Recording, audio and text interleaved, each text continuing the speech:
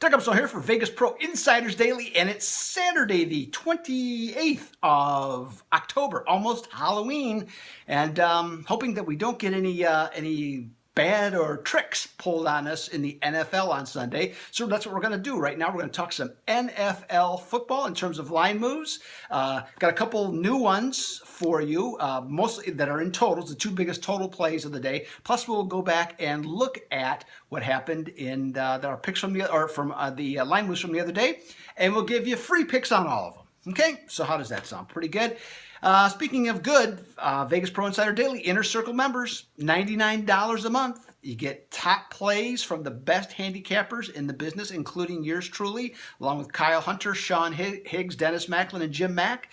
And you're going to get in-season systems, wise guy plays, terrific trends. I give on Sundays. I always give out, or actually Saturday and Sunday for the different sports. I always give out halftime material, and that wins quite a bit. I mean, it's been pretty strong, better than even I thought it would be in terms of the let's just say the wins and losses for those. So that's another factor. That's something that you're going to get.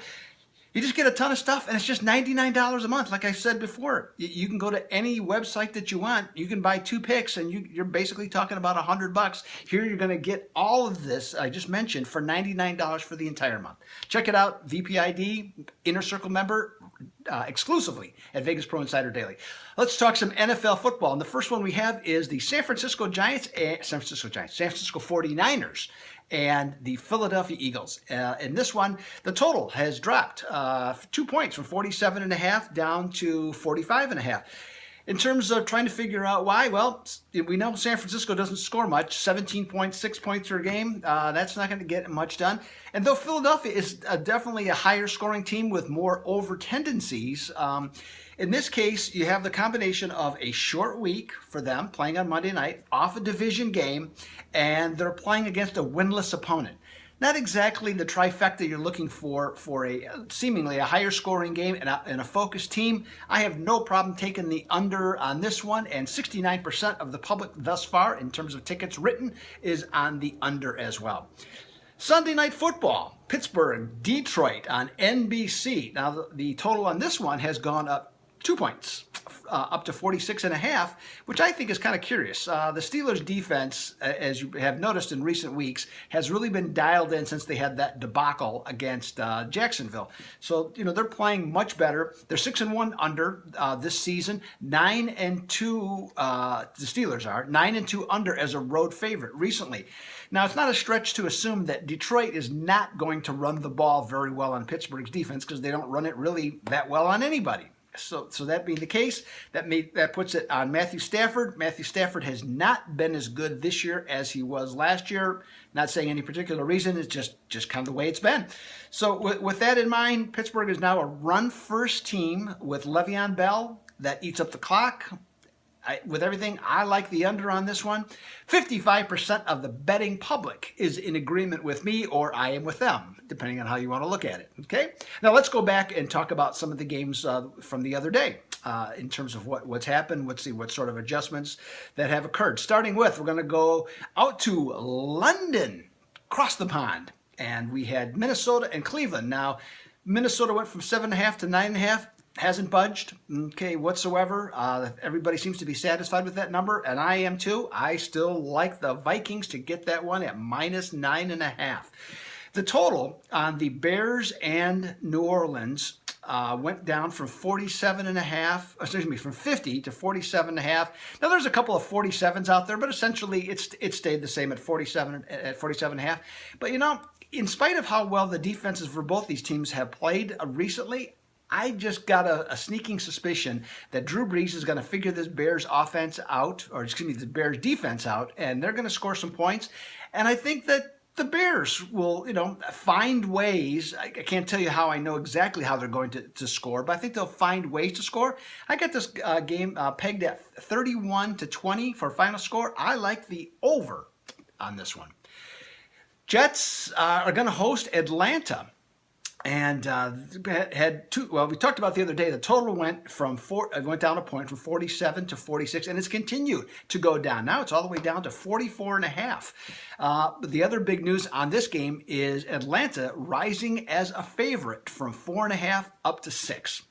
Now the total, I liked at 46. I like the under. I like it less, obviously, at 44.5, so I'm just going to lean with this. But in terms of the Atlanta going to be a bigger favorite, now, talent-wise, of course, we understand that they're better, okay, the Falcons are, but they're not playing better. So in this case, they've lost 3 in a row.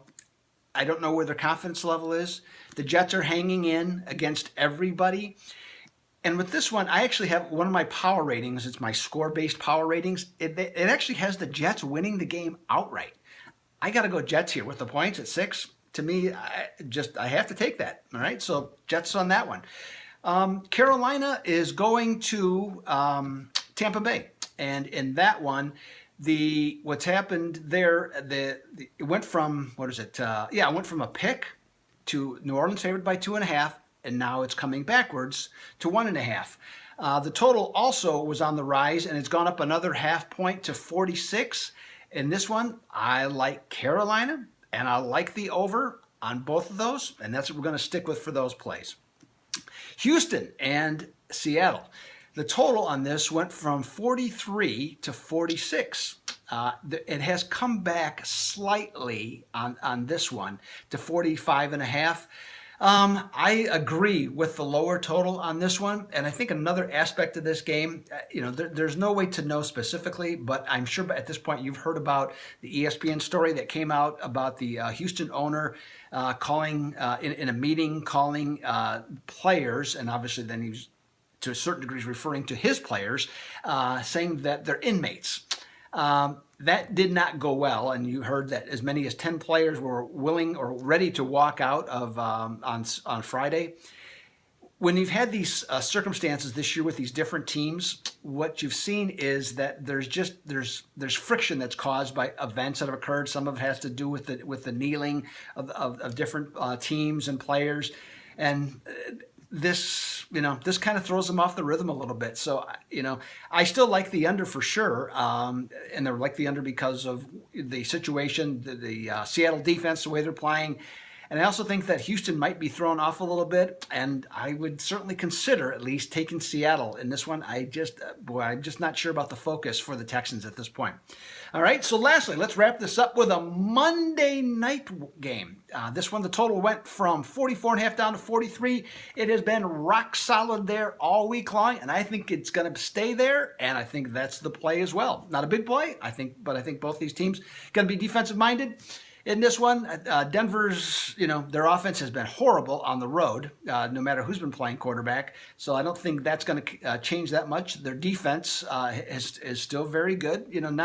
Maybe not as elite as what we thought coming into the season, but still very good. Kansas City's offense has been good, but this is a real division tussle. I think this is going to be a lower scoring game, maybe in that 20-17, 21-17 area in this one. So I like the under. So hey, Doug Upsall here for Vegas Pro Insiders Daily. There's your NFL, all your free plays. Hopefully we can make you some money on these, and along the same way, you should also consider getting more information besides just this at Vegas Pro Insider Daily. Become an Inner Circle member, $99. So hey, Doug Upstone here. I am out.